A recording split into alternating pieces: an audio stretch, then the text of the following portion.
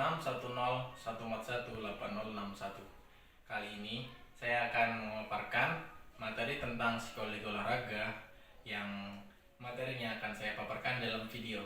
Check out. Sport Attitude Psikologi Olahraga Universitas Negeri Semarang tahun 2020 yang disusun oleh saya sendiri, Syahril Abirahma, dengan NIM 61014180061 dari Rumble PTKRB 2018. Yang pertama ada definisi dari sikap. Sikap adalah respon terhadap stimuli sosial yang telah terkondisikan sehingga muncul kecenderungan untuk bertindak sesuai dengan stimulus tersebut. Sikap ditujukan kepada benda-benda, orang, peristiwa, pandangan, lembaga, norma, dan lain-lain, serta memberikan kesiapan untuk merespon positif atau negatif terhadap objek atau situasi yang memberikan stimulasinya. Lalu ada sikap menurut Aronson tahun 1994 adalah evaluasi yang bertahan positif atau negatif terhadap orang, objek, dan gagasan. Lalu ada struktur sikap.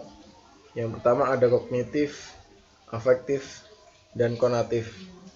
Untuk kognitif sendiri terdiri dari seluruh kognisi yang dimiliki seseorang mengenai objek, sikap tertentu, fakta, pengetahuan, dan keyakinan tentang objek. Selanjutnya yaitu afektif, terdiri dari seluruh perasaan atau emosi seseorang terhadap objek, terutama penilaian.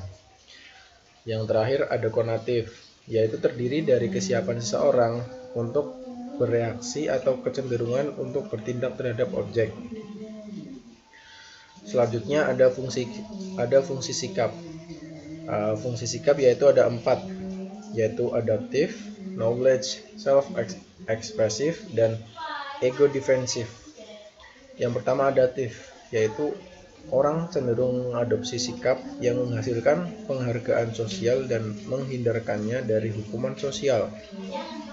Berikutnya ada knowledge, nilai yang dianut dalam memberikan pengetahuan yang digunakan untuk memahami apa yang terjadi. Sikap membuat keadaan menjadi lebih mudah dipahami. Yang berikutnya ada self-expressive, yaitu sikap dapat membantu kita mengekspresikan diri dengan menerapkan nilai dan prinsip kita terhadap isu tertentu. Yang terakhir ada ego defensif, yaitu sikap melindungi diri, menutupi kesalahan, agresi, dan lain-lain, sebagai perilaku mempertahankan dan meningkatkan harga diri. Selanjutnya yaitu ada pendekatan untuk memahami sikap. Menurut Pennington et al. Tahun 1999, ada 2 pendekatan yang bisa digunakan untuk memahami sikap, yaitu pendekatan fungsional dan pendekatan struktural. Pendekatan fungsional sendiri adalah melihat mengapa kita memiliki sikap dan bagaimana cara mengadopsi sikap tertentu untuk membantu kita.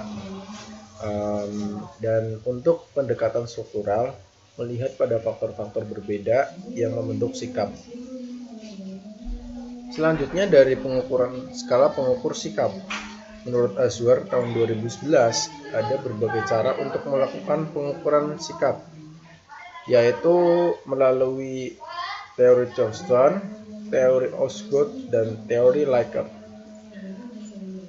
Yang pertama yaitu menurut teori Thurston, metode penskalaan Thurston sering disebut sebagai metode interval tanpa syarat dan ditujukan untuk meletakkan stimulus atau pernyataan sikap pada suatu kontinum psikologis yang akan menunjukkan derajat favorable atau tak favorable pernyataan yang bersangkutan.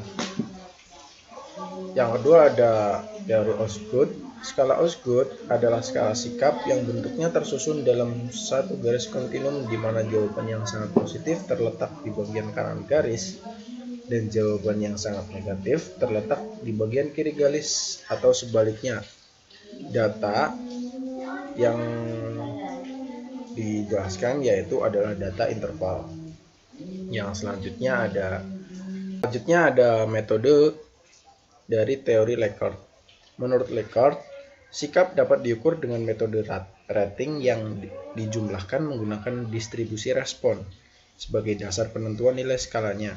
Nilai skala setiap pernyataan tidak ditentukan oleh derajat favorable, akan tetapi ditentukan oleh distribusi respon setuju dan tidak setuju dari responden yang bertindak sebagai kelompok uji coba.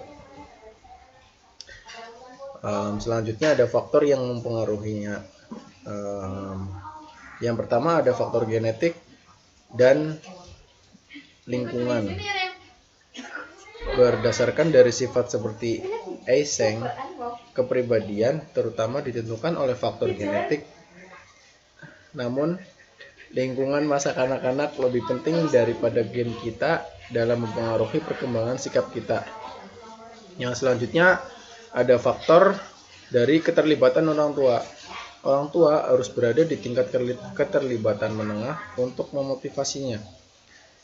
Yang selanjutnya ada kesehatan dan peningkatan fisik. Nilai ini disebabkan oleh tekanan sosial pada orang-orang dari segala usia dan kedua jenis kelamin untuk mempertahankan tipe tubuh tertentu yang ditandai dengan massa lemak rendah dan massa otot yang tinggi. Yang terakhir ada perbedaan individual.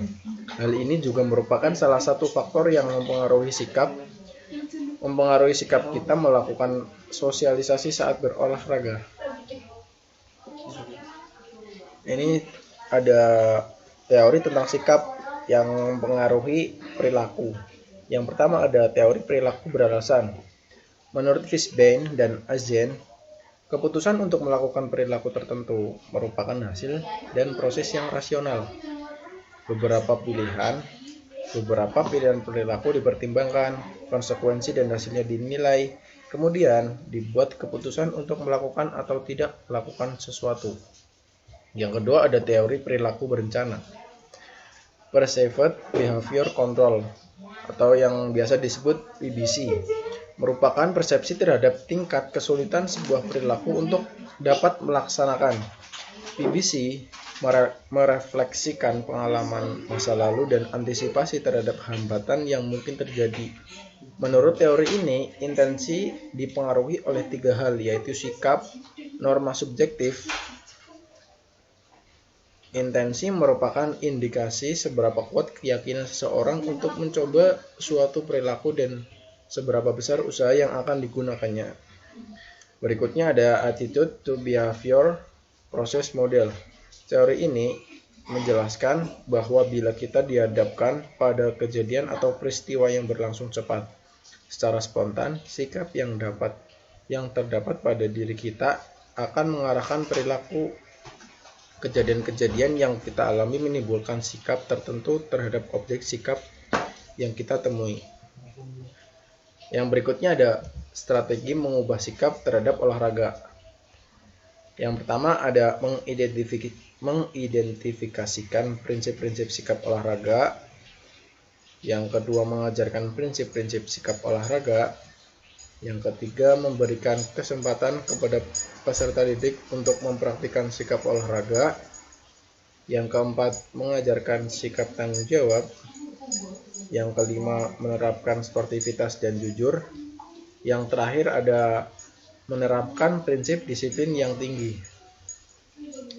Sekian paparan yang bisa saya sampaikan. Kurang lebihnya mohon maaf. Apabila ada kritik silahkan ditanggapi. Terima kasih. Wassalamualaikum warahmatullahi wabarakatuh. Apabila ada kesalahan atau kritik silakan komen di bawah ini, jangan lupa subscribe.